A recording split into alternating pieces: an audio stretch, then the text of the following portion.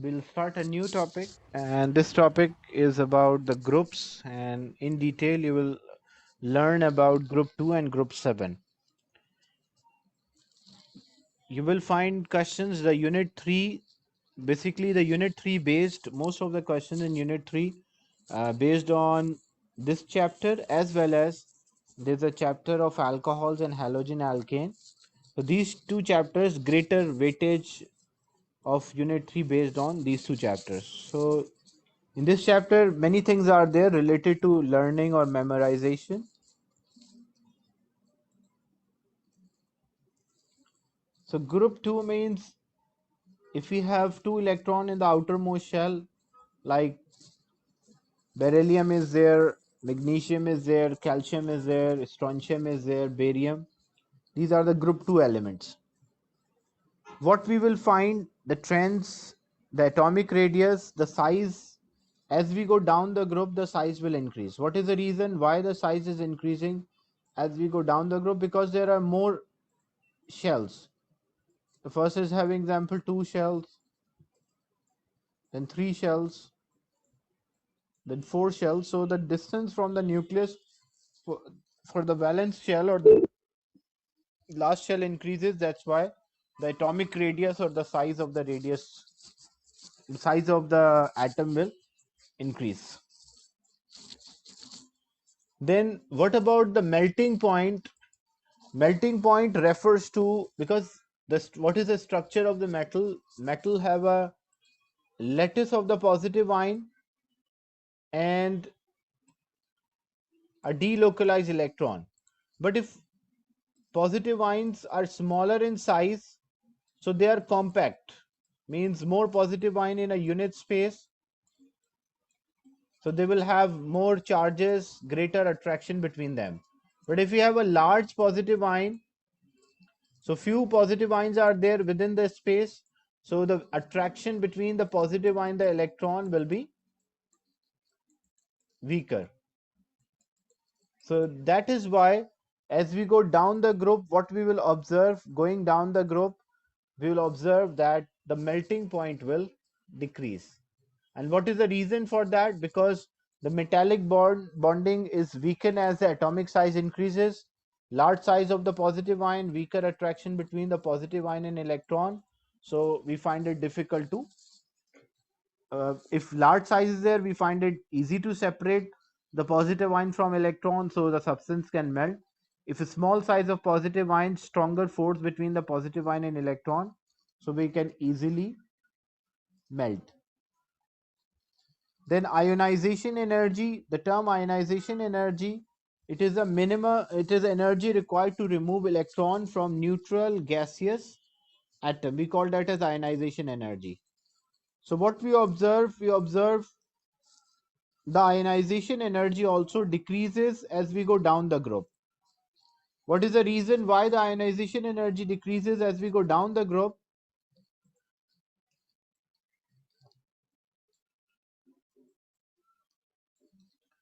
Because if you have the first element like beryllium is there, 2 shells, then magnesium is there having 3 shells, then calcium is there having 4 shells, larger in size. So ionization energy refers to energy required to remove the electron from the outer shell in a gaseous state of the element. Because this electron is far, it's closer to the nucleus, so it will have a stronger attraction, smaller distance, so stronger attraction. But as the size is increasing, attraction between the nucleus and the valence shell or the last shell is decreasing, so we find it easy to remove electron. So as we go down this group, what we will observe, we'll observe the ionization energy.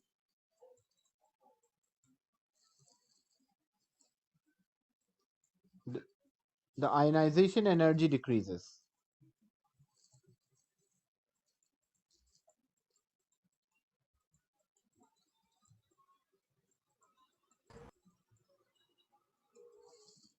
And what is the second reason? So one is due to the size, and the second reason is the shielding effect. Shielding effect means how many inner shell electrons are there because like charges repel, so these inner shell electrons are repelling the outer shell electrons as well. So for beryllium only 2 inner shell electrons. For magnesium there are 10 inner shell electrons which are repelling the outer shell. But for calcium, first one 2, then it will have 8, then also 8. So there are 18 electrons which are repelling the outer shell electron. So we will find it easy to remove this electron. That's why greater shielding effect, so smaller ionization and greater atomic radii. So the ionization energy will be smaller. Is it clear this point? The variation of ionization energy as we move down the group.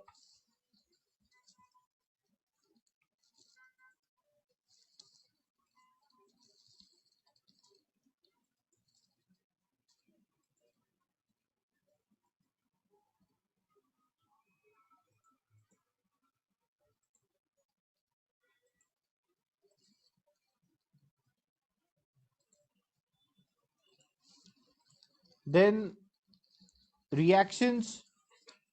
So there are a lot of things basically which you have to learn or memorize in this chapter. That is why you will find the questions in unit 3 which based on your memorization. Reactivity first, because the term reactivity for metal means tendency to lose electron.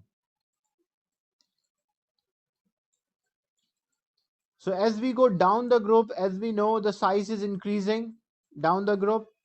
So for element, it will become easy to lose electron as we go down the group, we find that the reactivity increases. Metal can easily lose its electron. First one is a reaction with oxygen. So when we burn group 2 metals in the presence of oxygen, so magnesium burned with a bright flame and it will form a white solid. This magnesium, all group 1, 2, 3, their compounds are white solid. So if a solid compound is formed, it will be always white in color. So magnesium react with oxygen, gives magnesium oxide, and magnesium oxide is a white solid which is having a high melting point due to ionic bond.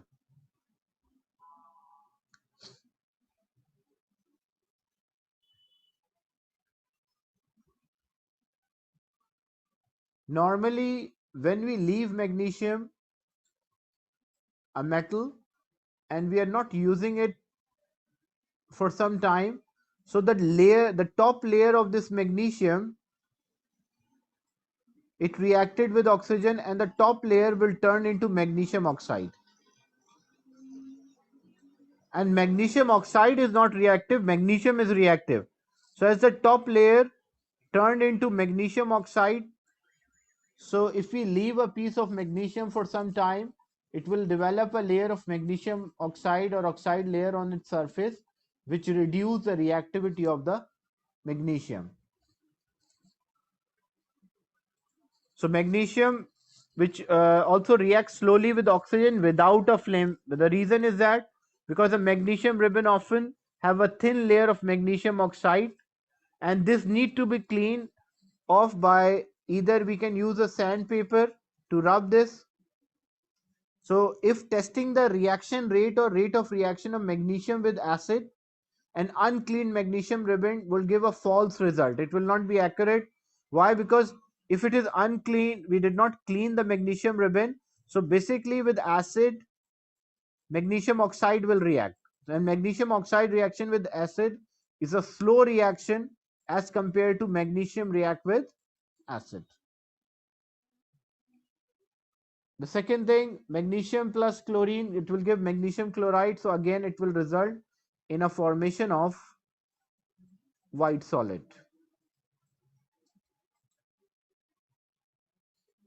Then reaction of magnesium with water. Basically, not only magnesium, it is about group 2. But first one, as we go down the group, the reactivity is increasing. So other can easily react with oxygen. For magnesium, there is an exception here. Because of this exception,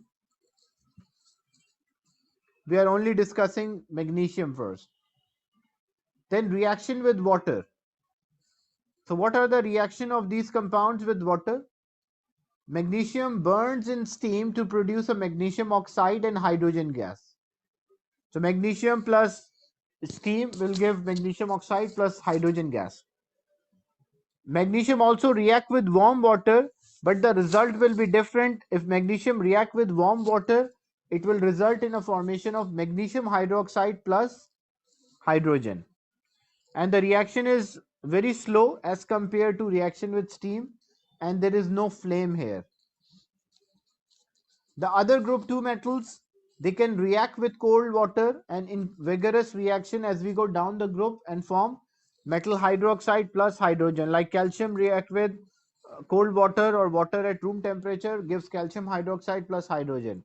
Strontium react with water, it will give strontium hydroxide plus hydrogen. Barium react with water, form barium hydroxide plus water. But magnesium, it can react with warm water or it can react with steam.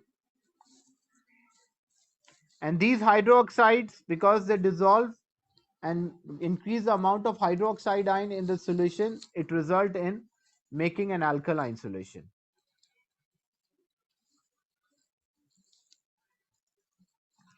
So what we will observe, fizzing. Why fizzing is there? Because of hydrogen release, that is why fizzing. It become more vigorous down the group.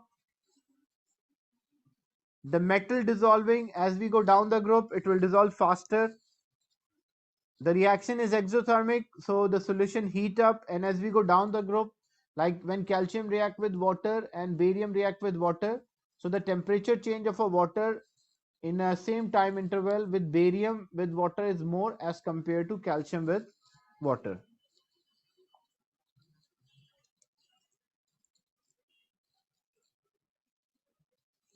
And as we go down the group, what we observe, the solubility of these hydroxide, it increases as we go down the group. It will become more soluble. Like calcium hydroxide is slightly soluble. Strontium is more soluble than calcium. And barium hydroxide is more soluble than strontium hydroxide. So you have to learn the trend, that what happened to the solubility, about the fizzing, about the temperature change if we use more reactive metal than the less reactive metal in the same group. Now, reaction of oxides of group 2 element with water. First, we discussed the reaction of the elements, now their oxides. So, because these are metal oxide are also known as basic oxide. Basic oxide can react with acid. So, and as we discuss, as we go down the group, what we find the solubility increases.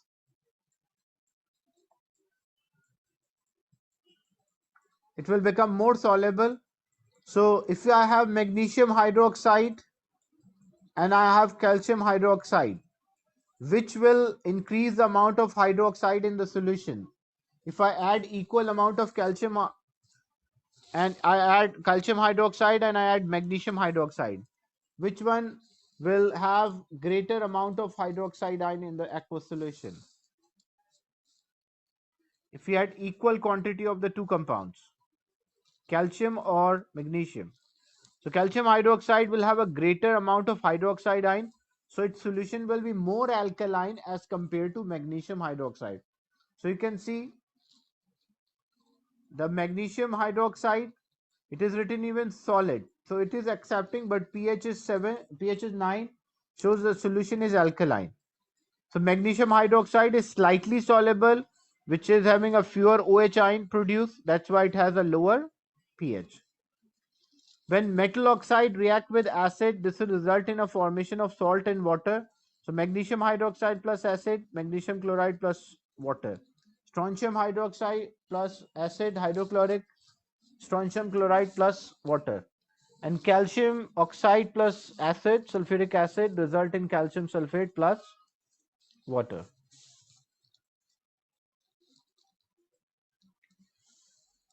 Then reaction of their hydroxides. Metal hydroxide, if dissolved, we call alkali. If it does not dissolve, we call that as base. All bases, all alkalis are bases, but all bases are not alkali. And as we go down the group, the solubility increase. So if they are reacting with acid, acid plus alkali or acid plus base result in a formation of salt and water.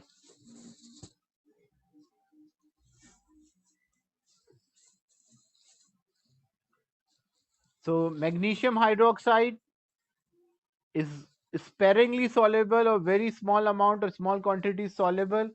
Calcium hydroxide partially soluble, whereas barium hydroxide is completely soluble. And we can use this calcium hydroxide, which is also known as a lime water.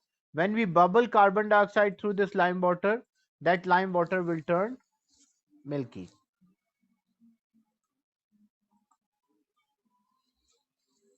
Solubility of the sulfates. Look, the simple table to remember about the solubilities. There is a reason for that, why the solubility increase or decrease down the group, but you just have to learn the trend. They will not ask a reason for why the solubility. So when we compare solubilities of chlorides,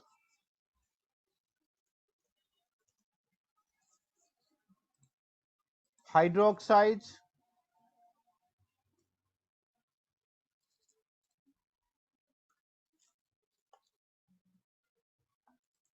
and sulfates.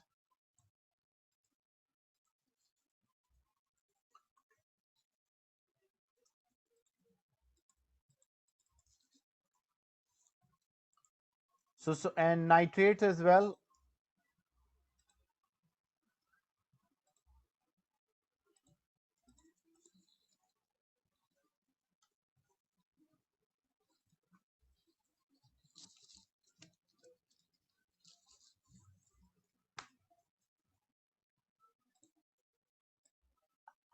Going down the group 2, all nitrates are soluble and solubility further increase,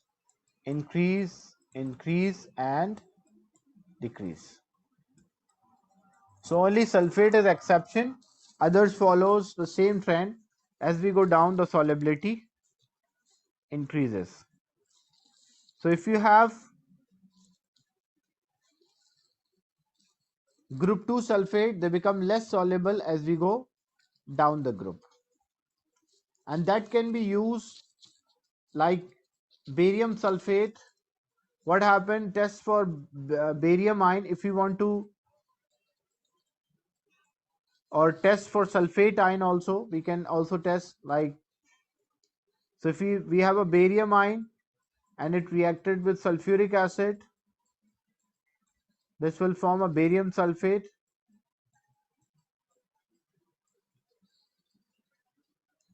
And it was example barium nitrate here, plus hydrogen nitrate will be there.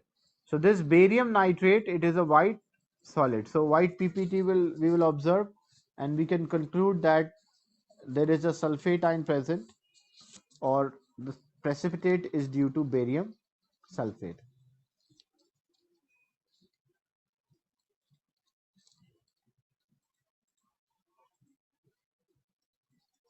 Thermal decomposition refers to basically when we supply heat energy, if the substance decompose, break down into further chemical, that is refers to a thermal decomposition. So the thermal decomposition is simply defined as we use the heat to break down the reactant into more product or more than one product. We call that as thermal decomposition. And as we go down the group, the thermal decomposition temperature at which the ease of thermal decomposition decrease, means what is the reason why this question they will ask, why the thermal decomposition, as we go down the group, the ease of, or it will become difficult to decompose the substance, basically because this is a thermal decomposition of ionic compounds. So as we go down the group,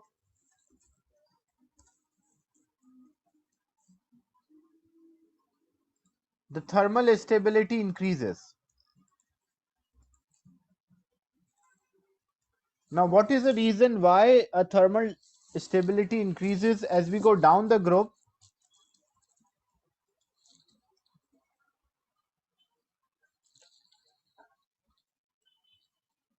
Temperature at which the substance chemically change or decompose, that also increases as we go down the group. Like if I'm comparing magnesium carbonate with calcium carbonate.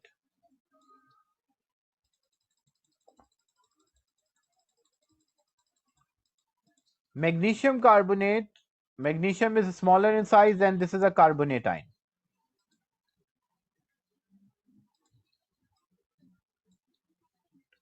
Then we have calcium,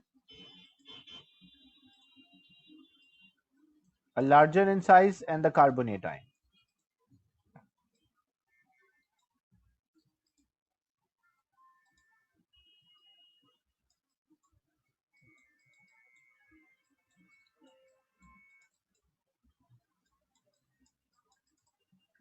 As we discuss that there's a difference between the theoretical and the practical lattice energy, that is due to the distortion.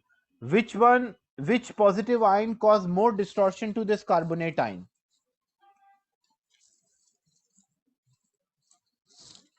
Which positive ion cause a greater distortion to the carbonate ion? Magnesium or calcium? Calcium is also +2, magnesium is also +2.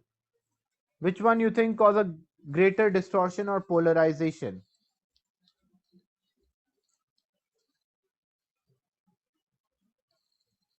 So magnesium will cause a greater polarization. So what happened to this carbonate ion, because polarization happened only for negative ions?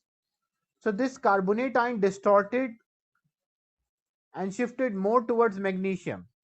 What is the effect of this distortion? The effect of this distortion, the distortion in the ion reduce the strength of the ion. It will bring ion closer to each other, but within the ion the strength decreases.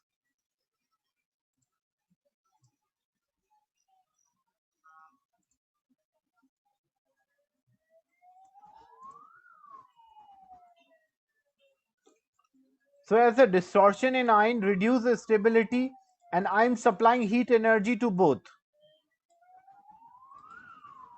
So which ion can decompose first? In which case the carbonate ion will decompose first? When form a bond with magnesium or when form a bond with calcium? So when it form a bond with magnesium, it can decompose first. That is why magnesium carbonate decompose at low temperature compared to calcium carbonate, which will decompose at high temperature. Is it clear the difference why as we go down the group the thermal stability increase? Thermal stability increase means like it will decompose at high temperature. So the reason is that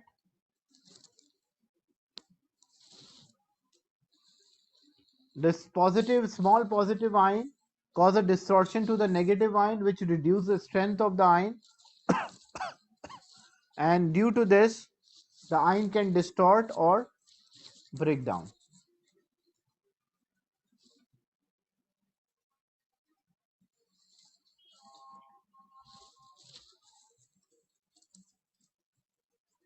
So group 2 carbonate decompose on heating to produce group 2 oxide and carbon dioxide. So metal carbonate decompose on heating to produce metal oxide and carbon dioxide.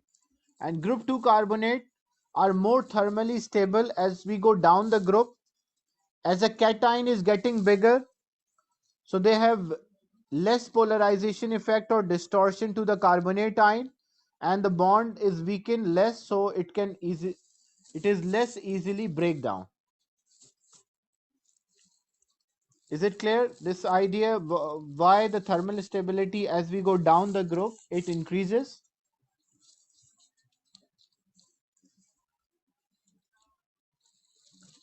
And for group 1, the carbonate does not decompose on heating except for lithium, because lithium is, as for group 1 we have lithium, sodium, potassium. So lithium is smaller in size than sodium, sodium is smaller in size than potassium. So lithium is smaller in size, so can cause greater distortion, so it can cause a dissociation or breakdown of the carbonate ion. But because the charge is +1, so here sodium is not able to distort this carbonate ion too much, same as potassium because of their size and small charge. But lithium, due to small size, it is able to distort, and this carbonate can decompose. So when metal carbonate decompose, it forms metal oxide and carbon dioxide. And the apparatus, sometimes they say draw an apparatus to show how a decomposition can be observed for a metal. So we'll take a sample in a test tube connected with the side arm passing through a lime water. When we supply heat energy, when this metal carbonate start to decompose, it will give off carbon dioxide, which turn this lime water milky. Is it clear, this simple experiment to study the decomposition? So you should remember the trend in decomposition, the thermal stability. Only for group 1, lithium carbonate decompose on heating, other are stable to heat energy.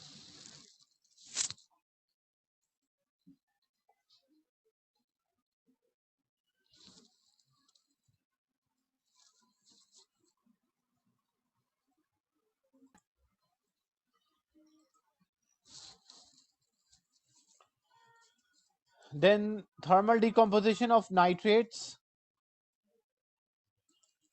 So again the same trend will be there, that when metal nitrates decompose, the metal nitrate decompose to form a metal oxide plus nitrogen dioxide plus oxygen.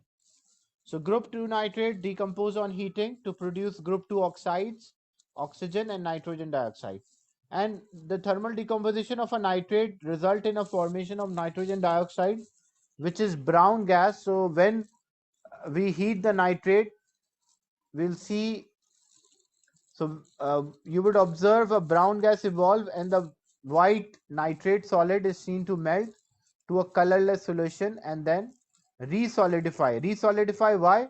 Because it will become metal oxide.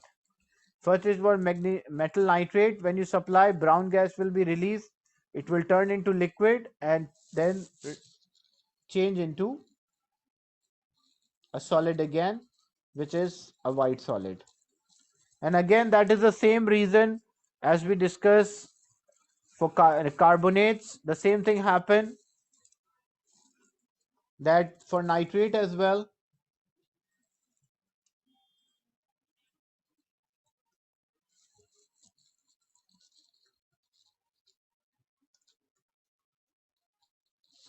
As we go down the group, the thermal stability increases. The idea is the same, like if magnesium ion is there and we have a nitrate ion,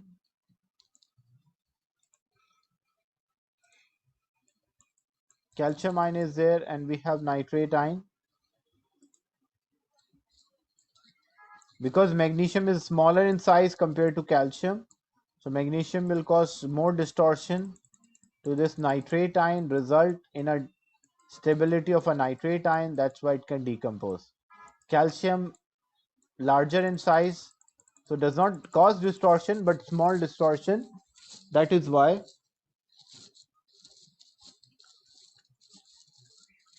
it will decompose at high temperature. When I compare the lattice energy, which one you think will have the high lattice energy? Magnesium nitrate or calcium nitrate?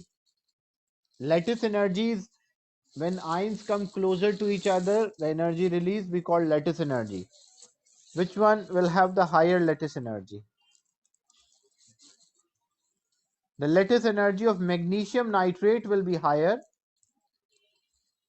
as compared to calcium nitrate, because in calcium nitrate ions are not closer to each other as compared to that of. So lattice energy decreases as we go down. But this is thermal stability, temperature at which a substance chemically change, that increases as we go down the group.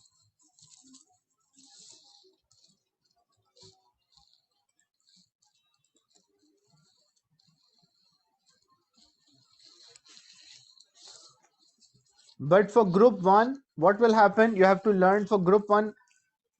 Group 1 nitrate do not decompose in the same way as group 2. Group 1 nitrate give metal nitride plus oxygen because they are not able to distort the nitrate ion too much. Except for lithium, lithium nitrate decompose in the same manner. It is lithium oxide plus nitrogen dioxide plus oxygen. Because lithium is smaller in size, can cause a greater distortion as compared to that of sodium or potassium. If it is potassium as well, potassium nitrate on heating decompose into potassium nitride plus oxygen. How to carry out a flame test? So what flame test is used to identify the metal present. So we will take a nichrome wire. Why we take a nichrome wire? Sometimes they ask reason for that, because it is unreactive. That's why we take a nichrome wire, and will not have any flame color. Then what we will do? We will clean the wire by dipping in concentrated HCl. So if any impurities, any substance is there, by dipping in a concentrated HCl, that will be removed, as well as it will turn the salt into chloride salt, because when you dip nichrome wire in HCl, so HCl will be there on this nichrome wire, and then you take a sample of the metal. When you take a sample of the metal, that will turn into metal chloride, group 1 or group 2.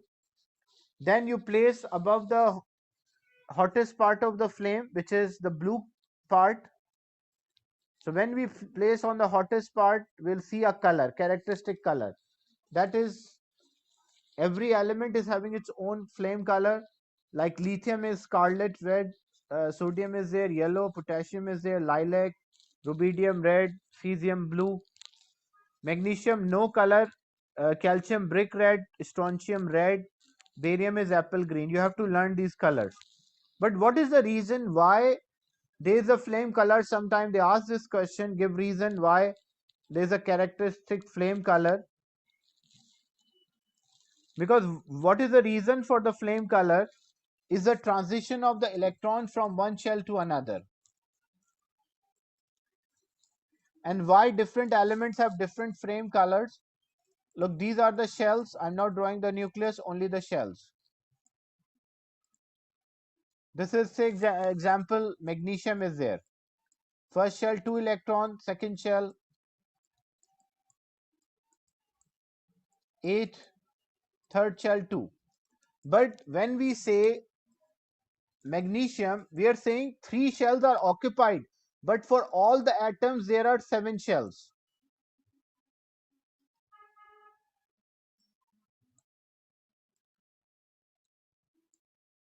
So for all the atoms there are 7 shells, but the number of the shells occupied depending on the number of electron available.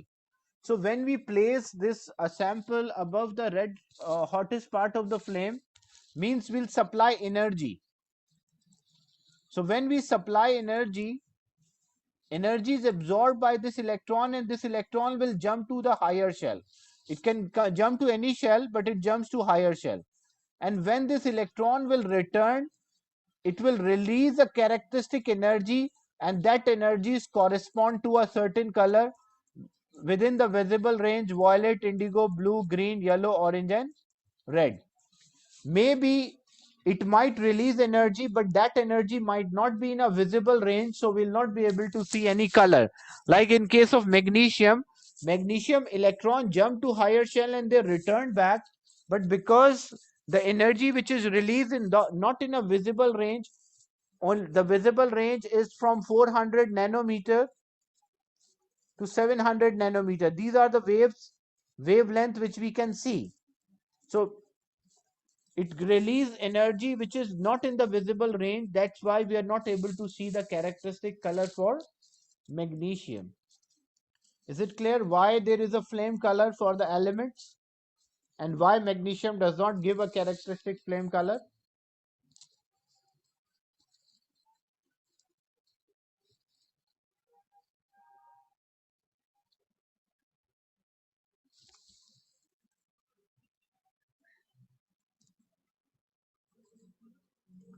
So you have to learn this reason as well, why there is no flame color for magnesium.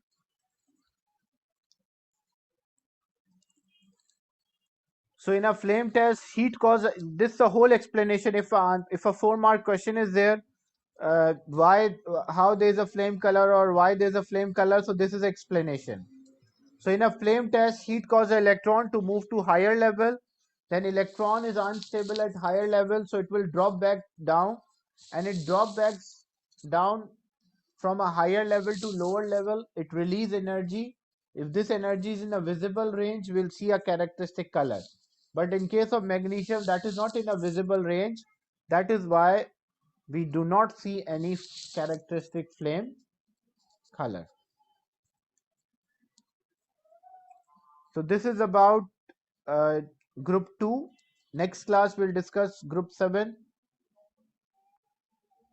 Any question or a doubt related to the topic today? Today we discuss about group 2 only.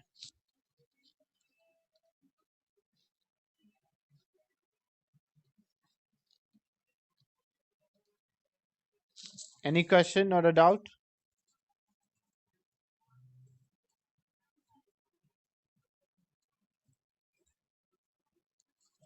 So I'll end this session and share the recording with you with the weekly homework.